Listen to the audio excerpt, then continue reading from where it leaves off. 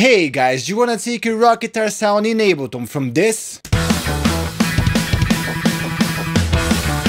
to this?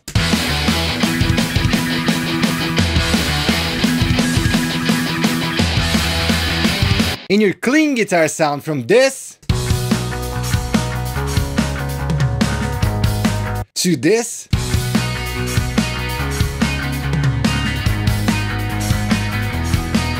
Well, come in this little journey with me and I'll show you how. Let's do this.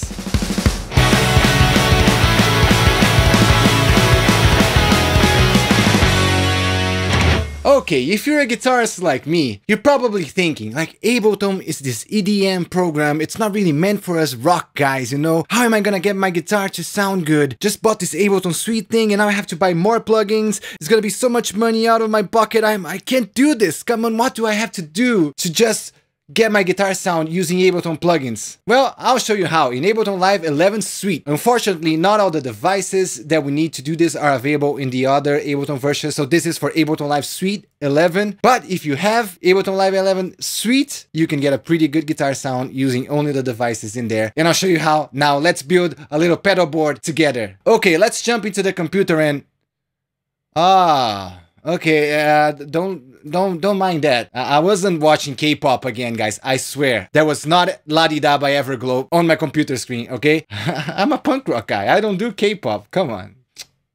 Jokers. Anyways, as you can see down here, I have this big audio effect rack called Julian Pedals, and I've made this from scratch using only the Ableton Live 11 Suite plugins. And if you're kind of lazy like I am, you can download this device in the description below for free. But I'll show you how to build this device from scratch in this video right now, so you can have your own pedal board and you can customize it to your own little desires, and you have your own guitar sound in Ableton Live 11. In order to get to this full build right here, we're probably gonna need one more video, but I'll show you the basics in this video, and then I'll show you a cool other trick in the next video that has something to do with this section here, the new macro variations section in Ableton Live 11. But let's go from the beginning and let's first build this pedal board in Ableton Live 11. All right, so to start everything, I'm gonna erase this. It's gone. Let's do it from scratch. What do you need in a pedal board? At least for me, in my band, I used to have a very simple pedal board, which had an overdrive, a distortion, a chorus, a reverb, and a delay. I'm gonna try and do the same exact pedal board I had in the real world inside Ableton. But let's start with the basics first, right? So first we need an amp and we need a cabinet. For the amp, obviously, we're gonna choose the amp plugin right here.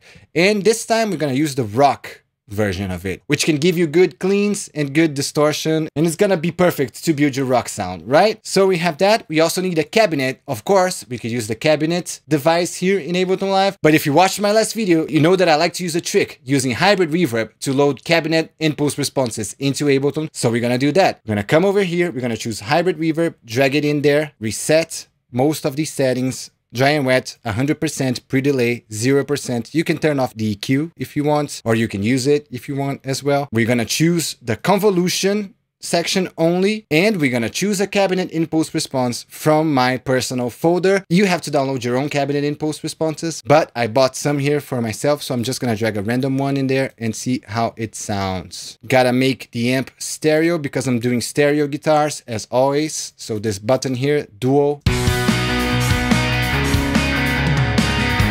So that sounds pretty good already as a bass, but I want to use pedals before this amp. So let me turn the gain down and make it cleaner a little bit.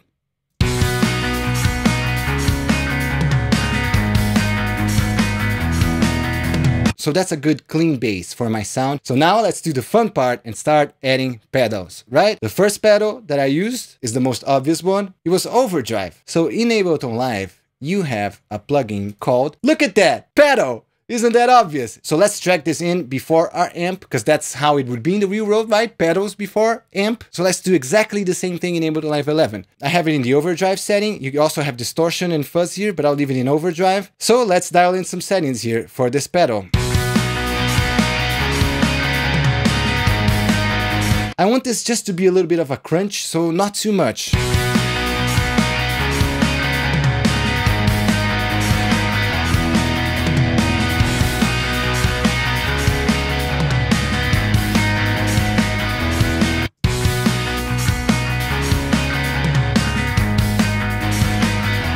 see just a little bit of a crunch. And we can, of course, press Command R on Macs or Control R on PCs and rename this plugin to Overdrive.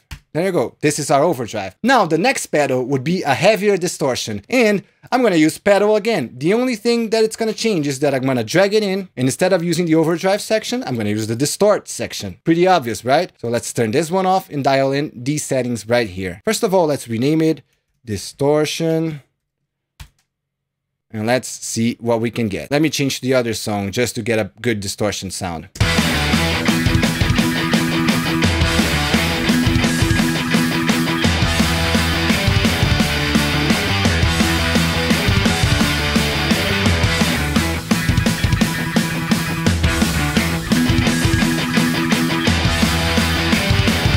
It's a pretty good distortion sound, I like it. So we already have the basics for punk rock, right? We have overdrive, we have distortion, and we have clean. Now, let's put some fancier stuff in there. When I was playing live, I always had either a flanger pedal or a chorus pedal with me. So let's add some chorus. And again, I'm sorry, but this is so obvious, but Ableton has a plugin called Chorus in Symbol. And we're gonna drag it in after the distortion, before the amp, and use the classic chorus setting. So let's go back to the clean song and dial in a chorus sound.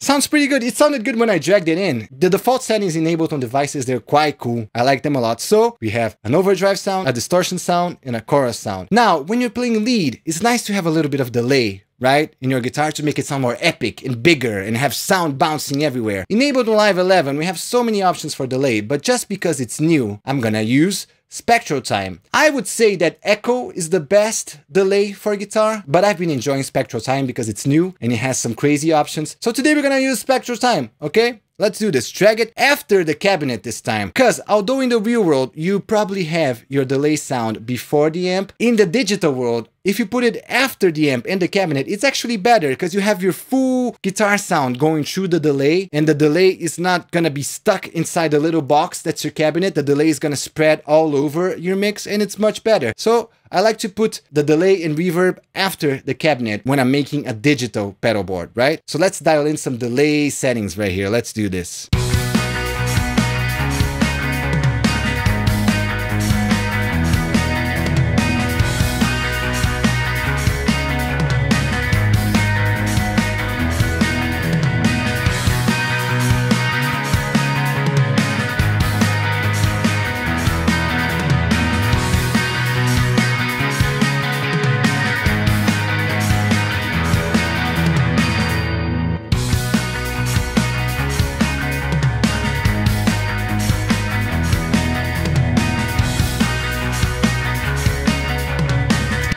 You see, that's a short delay, but once you start playing lead through it, it makes it much more epic, it makes it more spacious, makes it nicer. And of course, you can play with the time here, depending on what kind of music you're making and what kind of solo you're playing, and make loads of different kinds of delays just with this plugin here. But for me, because I'm not a super shreddy guy and my songs are quite fast, they don't really need like delay everywhere. It might make things cluttered, so I like a short delay. But you can set yours up as you want. And lastly, the last thing that I like to put in there is just a reverb, and I just leave the default settings enabled on, and I take the dry wet a little bit down and the size a little bit down like this.